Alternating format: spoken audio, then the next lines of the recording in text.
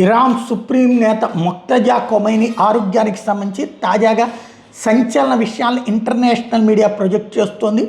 America Israel తొలి రోజు జరిపిన దాడుల్లో కొమైనీ కాలికి గాయం కావడంతో పాటు ఆయన ముఖం కూడా కాలిపోయిందని, దీంతో ఆయనకు ప్లాస్టిక్ సర్జరీ చేసే అవకాశాలు ఉన్నట్టు ఇరాన్ సీనియర్ అధికారులు నోటెక్కిస్తూ ఇంటర్నేషనల్ మీడియా ప్రొజెక్ట్ చేస్తుంది. కొమైనీ బతికే ఉన్నారు, స్పృహలోనే చురుగ్గా ఉన్నారు. అయితే దాడుల్లో కాలికి గాయం కావడంతో దానికి 3 సార్లు ఆపరేషన్ జరిగింది. కృత్రిమ కాలు పెట్టే అవకాశాలు ఉన్నాయి. ఆయన చేతిలో కూడా శస్త్రచికిత్స జరిగినాయి.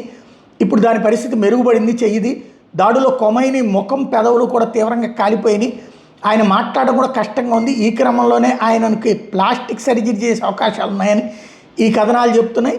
ఇక ఉద్రిక్తత నేపథ్యంలో కొమైనీకి రహస్య ప్రాంతంలో చికిత్స అందిస్తున్నట్టు కూడా మీడియా కథనాలు ప్రొజెక్ట్ చేస్తున్నాయి. ఆయనకి ఏదైనా సమాచారం చేరవేసేందుకు చేతితో రాసిన ఉత్తరాలు మాత్రం వాడుతున్నారు. ఆ ఉత్తరాలను కొమైనీ ఉన్న రహస్య ప్రాంతానికి మోటార్ సైకిళ్ళ మీద చేరేస్తున్నారు. ఆయన సమాధానాలు అలాగే తిరిగి వస్తున్నాయి అన్నటువంటి చెప్తున్నారు. ఇజ్రాయెల్ నిఘాకు దొరకకుండా ఉండడం కోసం ప్రభుత్వంలోని ఉన్నతాధికారులు కూడా కొమైనీని కలిసేందుకు వెళ్ళడం లేదు అన్నటువంటి విషయాన్ని చెప్తున్నారు. దేశాన్ని నడిపేందుకు ఓ బోర్డును ఏర్పాటు చేసినట్టు ఇరాన్ మాజీ అధ్యక్షుడు అహ్మదీనేజాద్కి సన్నిహితుడైన రాజకీయవేత్త అబ్దుల్ రేజా దవారీ కూడా చెప్పుకొచ్చారు. ఈ బోర్డు కొమైనీ డైరెక్టర్ ఉండగా Islamic revolutionary guard corps general సభ్యులుగా వ్యవహరిస్తున్నట్టు చెప్తున్నారు.